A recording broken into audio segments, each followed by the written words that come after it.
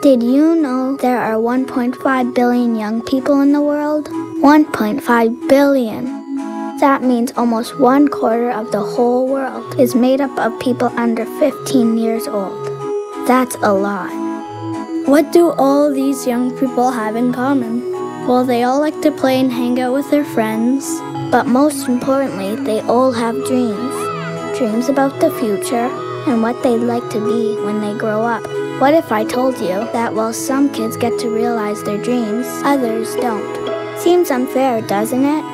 But a lot of kids in our world don't have much of a future to look forward to. Remember how I said there are 1.5 billion young people? Well, a whopping 85% of them live in developing countries, in places like Africa and South America, where boys and girls face challenges in going to school. Without an education, they don't face a very promising future. Technically, all girls and boys have the right to an education. But this isn't the reality. Let's take a look at the boys. If families are able to send their children to school, they will often send the boys first. But a lot of things can keep them from getting a complete education. If the family is poor, they might not be able to pay school fees or buy uniforms or school supplies for their boys. Instead, they may send them out to get jobs so they can help support the family. If a war breaks out, boys can be pulled out of school and forced to become child soldiers. Out of every 100 boys in developing countries, 81 go to elementary school. But because of all the setbacks they face along the way, only 51 will go to secondary school, and only 10 will go to university or college. That is really low. In Canada, 83 out of 100 boys graduate from high school. We have one of the best graduation rates in the world. Now let's take a look at the girls. Remember all the things the boys had to deal with? Well, girls have to deal with that too.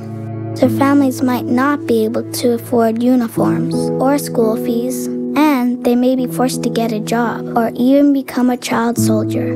But guess what? Many girls are also expected to take care of their brothers and sisters, fetch water for the family, and prepare food.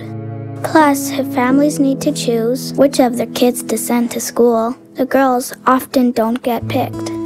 Out of every 100 girls in developing countries, 78 go to elementary school. But that number drops to only 46 when we look at how many girls go to secondary school. Believe it or not, only 8 of 100 girls will go to college or university. Now these 8 girls and 10 boys will have chance to become leaders in their community, help pull their families out of poverty, and reach their dreams. But what about the others? In Pakistan, 3.3 million young people are working full-time on farms or in factories. Without education, they could work in these low-paying jobs their whole lives.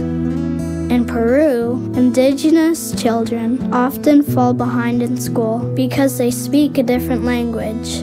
Many will drop out because they are unable to learn. In sub-Saharan Africa, girls can spend up to 8 hours a day walking to fetch water for their families. That means they don't have any time to go to school or learn skills that will help them get a job.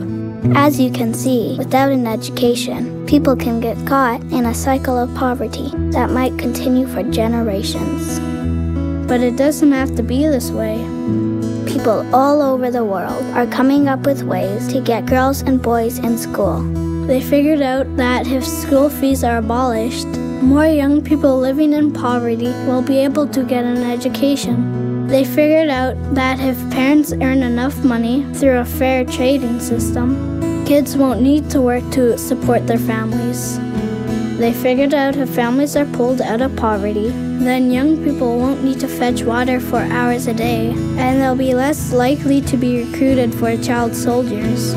And best of all, they figured out that when kids are free of these barriers, they can contribute to their communities, fulfill their dreams, and help end the cycle of poverty.